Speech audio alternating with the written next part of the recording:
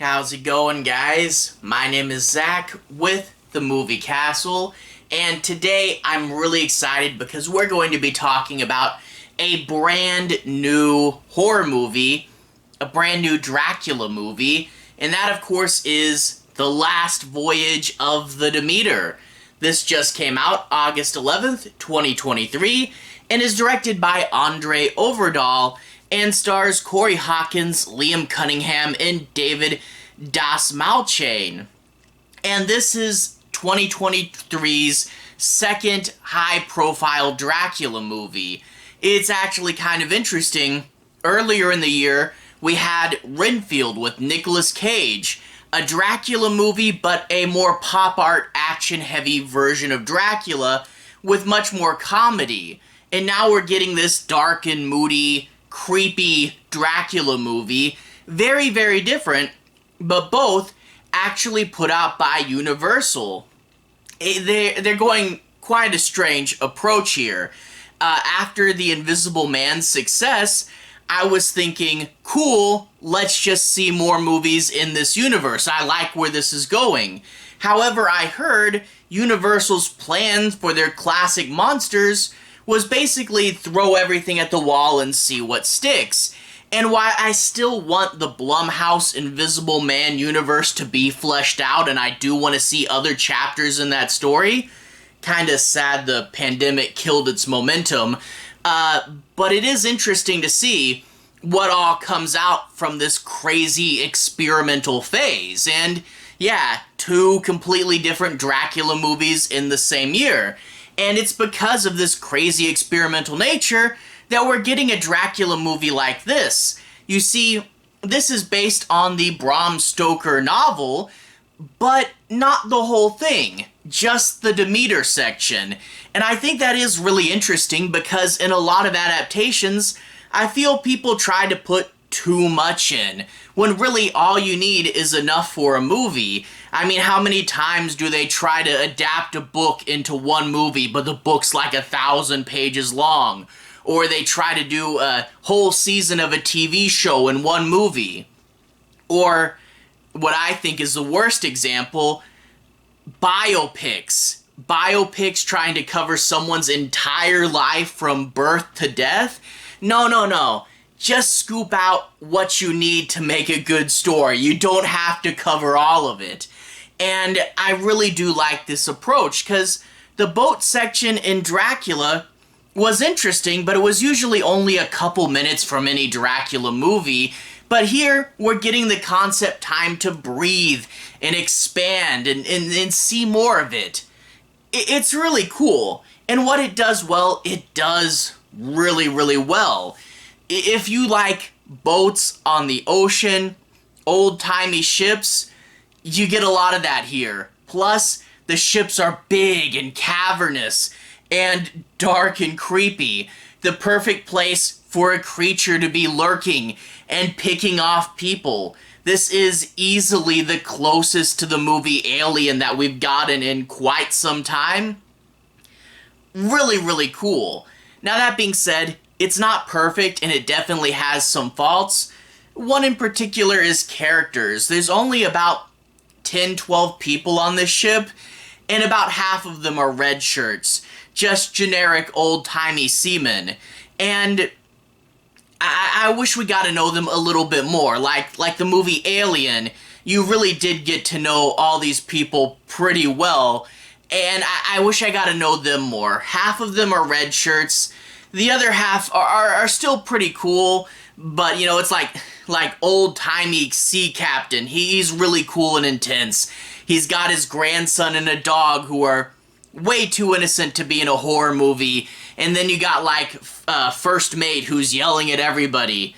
We also have the main character who's from Africa and had to work his way into Cambridge, facing tons of obstacles along the way. But when he got out with his degree, no one would hire him because of racism. And now he's just kind of left exploring the world and trying to make sense of it. It's a really interesting place to put his character that I really wish they had explored more, because there's an interesting story there, but this movie isn't super character driven.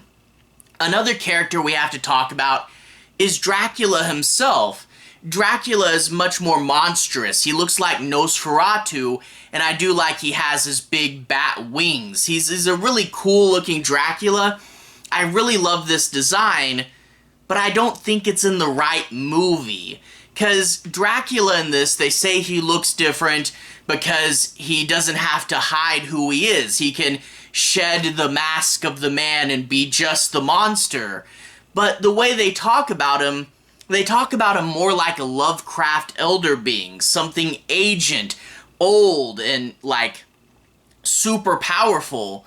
But the way he looks and acts, he acts more feral, which is a different direction than what they're trying to go for. So it's a cool looking Dracula. He does some cool stuff, but at the same time doesn't try to, it doesn't work as the agent evil Dracula that they're trying to say he is in this movie.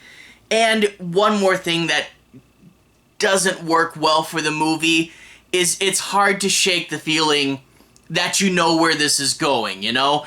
Everybody knows what plays out in the boat section of the movie, and in turn you feel like you know how this is going to end. And don't get me wrong, when I say I want it shaked up a little bit, I don't mean derail the whole movie like so many writers love to do nowadays.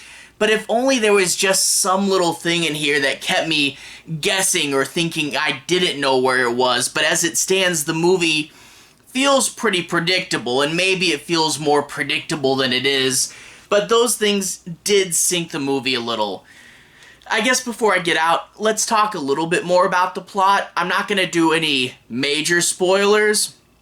And I know that this is a new movie and people will be quite touchy about spoilers and stuff. So I'll be a little light on that, but I do want to talk about a few of the plot points.